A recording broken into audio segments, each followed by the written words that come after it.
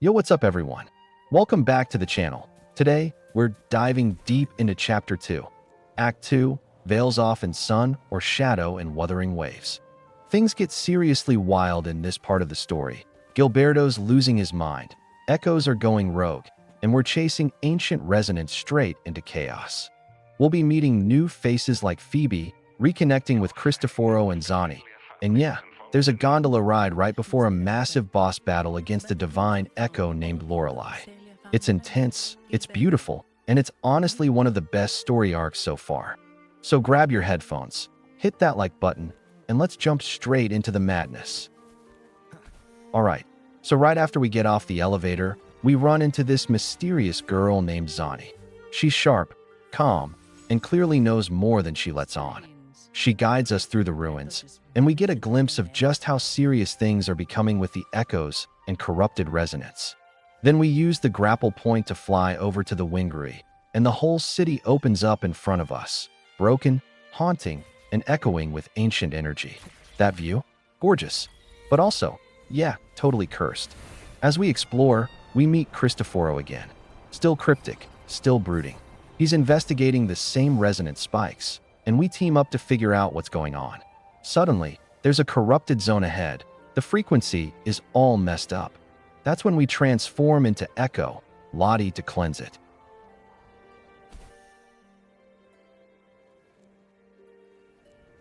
Quite the view, isn't it? Welcome to Whisperwind Haven, known. Okay, quick pause from the chaos. Did you know Wuthering Waves is technically set in a post-apocalyptic world? Yeah, it's not just a regular apocalypse, it's the aftermath of one that already happened. The Collement wiped out most of civilization, and now humans are basically trying to rebuild society while echoes, the literal memories of the world, roam around corrupted and dangerous. It's like walking through the ruins of someone else's trauma with a sword. And here's a fun twist, the ecosystem? It's not just for combat.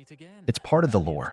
Every echo you absorb is actually the lingering will of a creature or person that once resonated with the world. So when you're fighting corrupted ones, yeah, you're literally fighting broken memories. Also, the city of Jinzhou, where most of the game takes place. It's modeled with a blend of ancient Chinese architecture and cyber-futuristic design, a subtle nod to how Kuro Games mixes tradition with high-concept sci-fi. And here's a secret. If you compare the boss music themes, some of them contain subtle distortions of the main theme, as if the music itself is corrupted resonance. The devs really went deep on details like that. So yeah, this isn't just an anime action game. It's a whole philosophical trip wrapped in flashy combos and smooth dodges. And we're just getting started. There are Phasalia markings on these crates.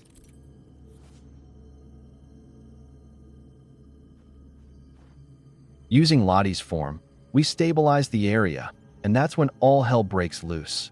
Echoes that have completely lost control start pouring in.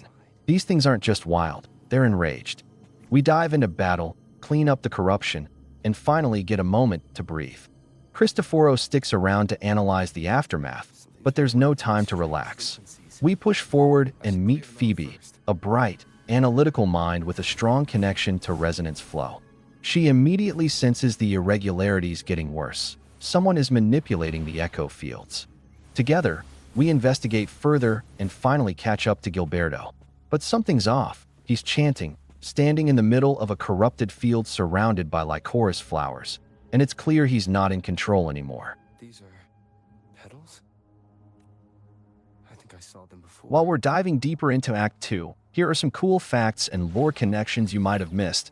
Because Wuthering Waves isn't just throwing cool fights at us, it's sneaking in layers of world building too.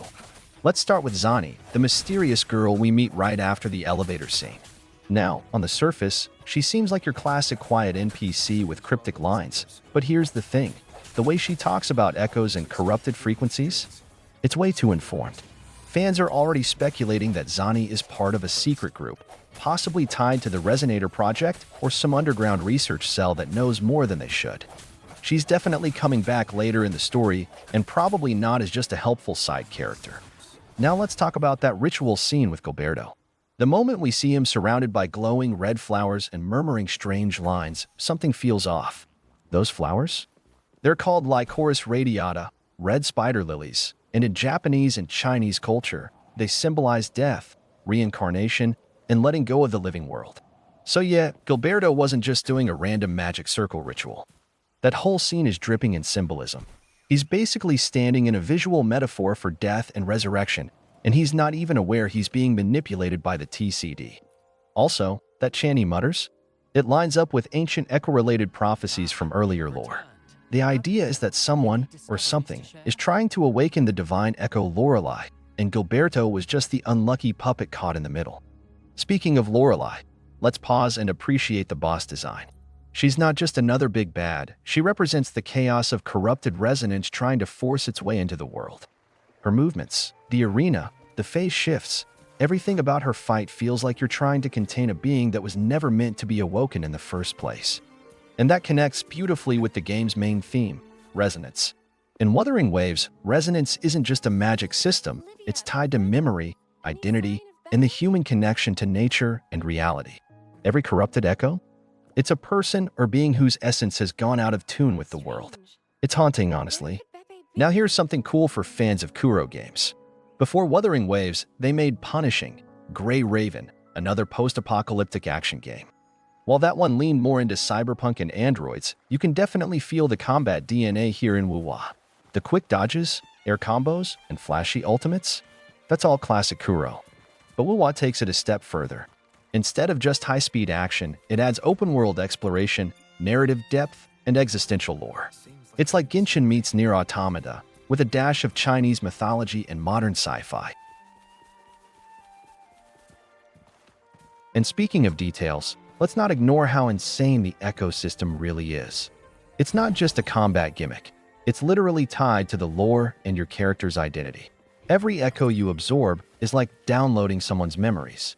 That means your power isn't just strength, it's trauma, instinct, and forgotten history bundled into a single skill. Kinda dark, but also super cool. And you know how some echoes are just straight up adorable? Like Lottie. Don't let that cuteness fool you. Behind those glowing eyes is a corrupted frequency, which basically means she's fighting for her place in reality. Every time you transform into one, you're technically syncing with the remnants of a lost being. Existential crisis much? Also, if you noticed, the more powerful the echo, the more broken its design becomes. It's like the world is trying to reject them, but they're clinging on. That's a subtle way the game visualizes resonance distortion without even saying a word. And let's not forget the music. Wuthering Waves doesn't just have a great soundtrack. Some of the boss themes actually include warped versions of the main theme. It's like the game's literally telling you, hey, this fight is personal. So yeah, beneath all the flashy ultimates and combos, there's this emotional undercurrent that hits differently once you start paying attention. O great Imperator, may you raise the tides, deliver your edict to our Oh, and here's something wild. The world of Wuthering Waves isn't just pretty for show. The weather, the lighting, even the ambient sounds, they all change based on where you are in the story. Like, the sky literally gets gloomier when corrupted echo activity increases nearby. It's the kind of detail most players don't even notice until it hits them emotionally. And you ever wondered why Jinzhou feels kinda off? That's because the city is built on a resonance hotspot, basically a spiritual fault line. It's constantly under pressure from leftover echo frequencies, which is why you'll find so many anomalies and corrupted zones around it. It's not just random level design, it's lore baked into the map. So while we're out here grappling and dodging for our lives, the environment is constantly reacting, evolving, and pulling us deeper into this broken world.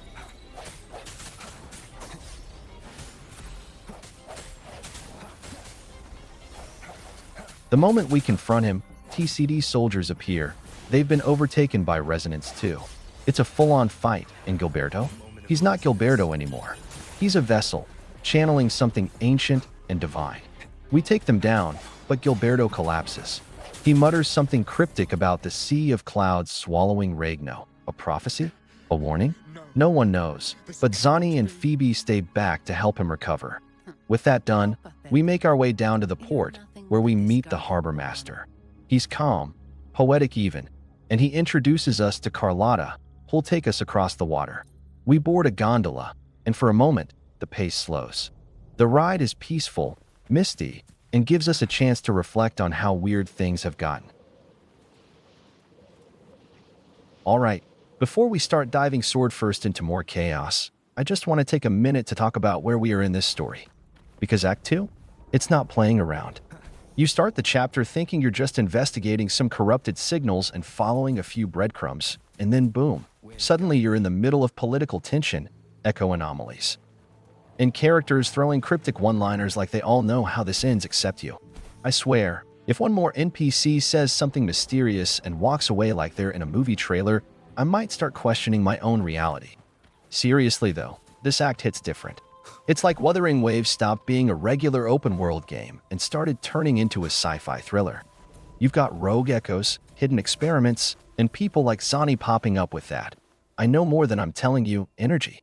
She's cool, don't get me wrong, but you just know she's holding back some next-level intel. And the setting? Jinzhou is still the hub, but everything around it is changing. The mood, the lighting, even the people. There's tension in the air now. You can feel it when you talk to characters. Everyone's cautious, like they're waiting for something bad to happen. And spoiler, something bad is about to happen. Cristoforo's been acting like a man with secrets, and every time he talks, I get the feeling he's trying to warn me without saying it out loud. Like, hey, I've seen this go bad before, but I'm not gonna explain how, good luck.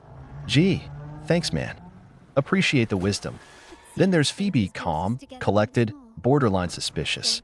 You ever meet a character who's too composed for the chaos going on around them? Yeah, that's her. I'm not saying she's shady, but if there's a secret plot twist in this chapter, my more is on her. And let's talk echoes. Man, Act 2 goes hard on echo weirdness. From transformations like Lottie to massive corrupted zones, you start realizing this isn't just fight monster, move on. These things remember. They have instincts, emotions, some of them are just trying to hold on to existence. And every time you sync with one, you're literally diving into the residual frequency of something that once had a life. Think about that next time you absorb one. It's not just loot, it's lore. And if all of that wasn't enough, now Gilberto's losing his mind. The TCD is acting shady, and the entire city feels like it's on the edge of collapse. Like we're not just solving a mystery, we're trying to stop a breakdown that's already in motion. So yeah, I needed a second to just pause and unpack this.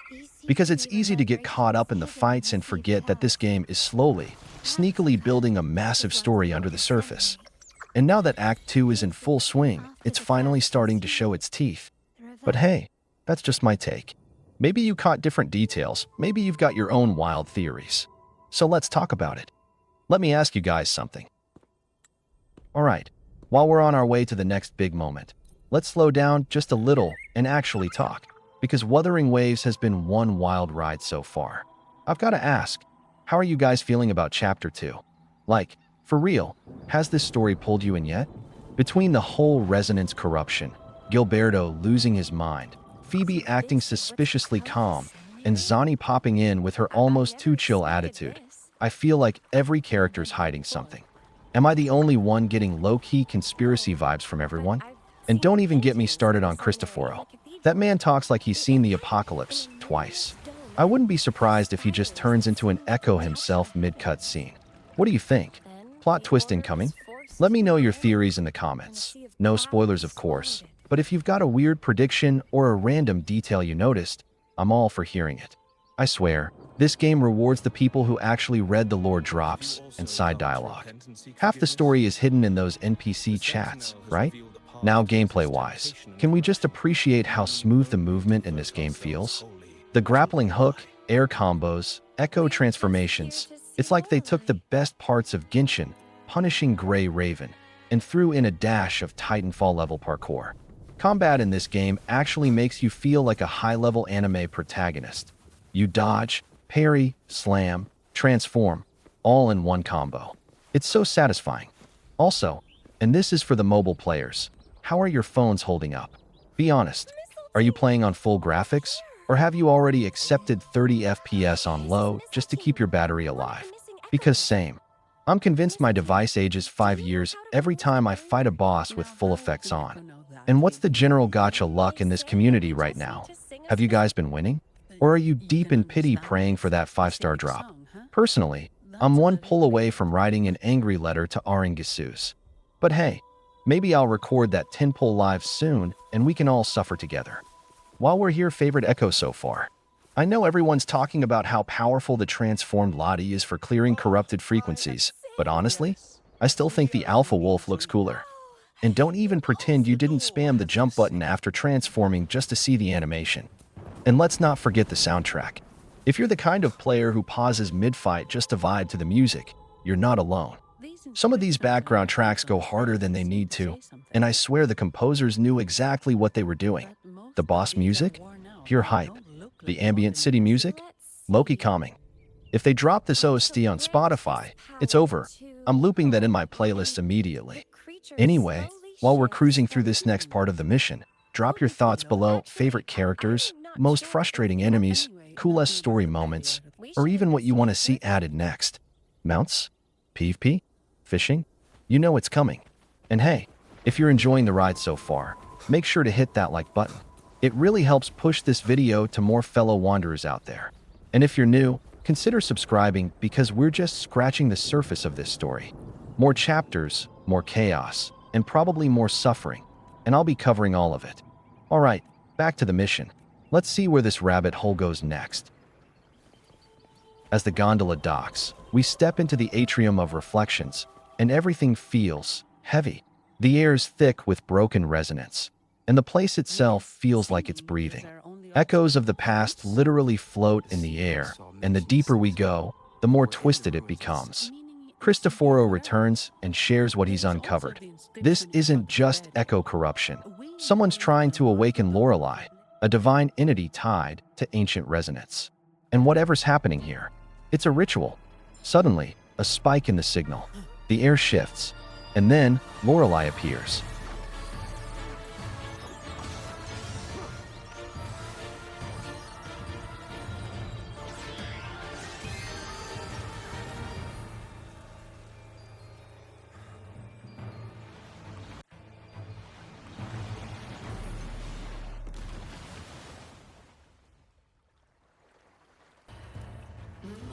Okay, here we go. The fight against Lorelei. And I'm telling you right now, this one's a test of everything you've learned so far. If you've been slacking on your upgrades, skipping tutorials, or button mashing through combat, well, you're about to meet the boss that makes you pay for it. First off, get your gear upgraded. I don't just mean kinda upgraded. I mean max out what you can. Echoes, weapons, resonance chains, everything. Because Lorelei doesn't care if you're underleveled. She will take you out in under 10 seconds if you mess up. And here's the thing about her moveset. She's aggressive, but calculated.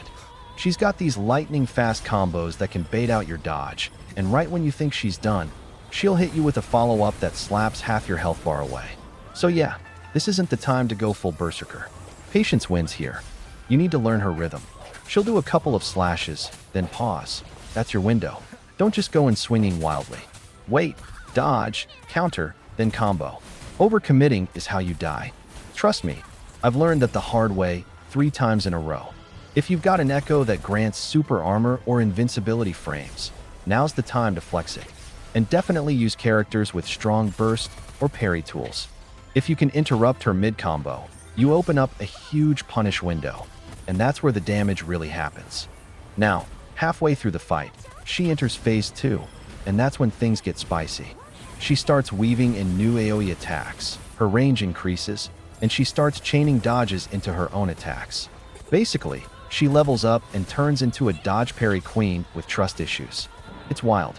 Also, the background changes, the music gets intense. It's honestly one of the most cinematic fights in the game so far. But again, stay calm. Even when she's teleporting around and slicing the air like she's in an anime OP, you have the advantage if you don't panic. Focus on spacing. Stay close enough to bait her, but not so close that she catches you mid-skill animation.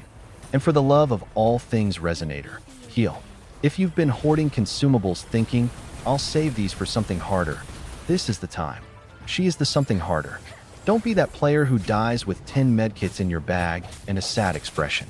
Also, let's just appreciate how stylish this fight is. Kuro Games really went off with the design here. Her voice lines, her movements, even the flashes of energy when she swings, they're so clean. Like, you could turn this fight into an anime episode and I'd watch it. And if you're playing this on mobile, salute to you. Because dodging those telegraphed AoEs with touchscreen controls? That's a flex. You deserve extra loot just for surviving that. So here's the game plan. Keep your distance, learn her patterns, don't get greedy, and burst her when she's open.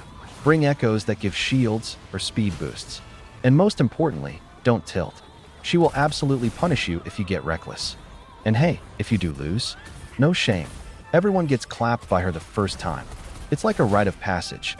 But when you finally land that last combo and she goes down, that victory hits different.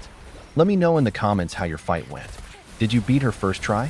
Did you rage quit and come back 20 minutes later with better echoes and a sandwich for emotional support? I want to know. This fight is that good. Alright, now watch me finish this. Let's go?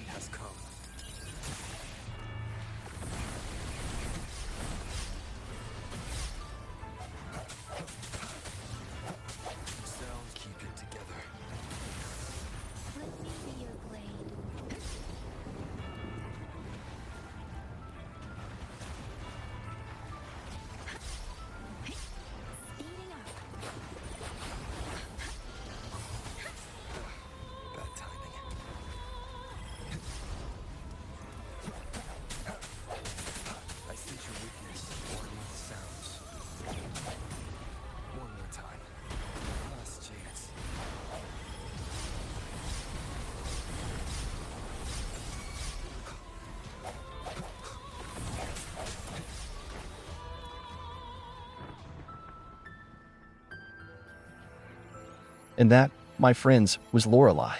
She really said, "Welcome to Chapter 2, now dodge this," and threw half the map at me. That wasn't a boss fight, that was a trust issue in motion. Honestly, I don't know whether I just beat a resonator or survived a lightning-powered therapy session. Either way, I need a nap and possibly a new pair of thumbs. If you struggled with that fight too, don't worry, you're not alone. I was in that arena thinking, alright, I've got her pattern down, and then BM surprise teleport. Again. But hey, that's what makes Wuthering Waves so good. It doesn't hold your hand, it just slaps it away and expects you to parry. If you enjoyed the chaos, the struggle, and the moment I almost rage quit but didn't, hit that like button. It really helps me out, and honestly, I need the emotional support. Subscribe if you haven't already. We've got more story, more action, and hopefully fewer bosses who think they're auditioning for an action movie. Thanks for watching, and I'll see you legends in the next one. Peace. Are you? Cold blood romance. It's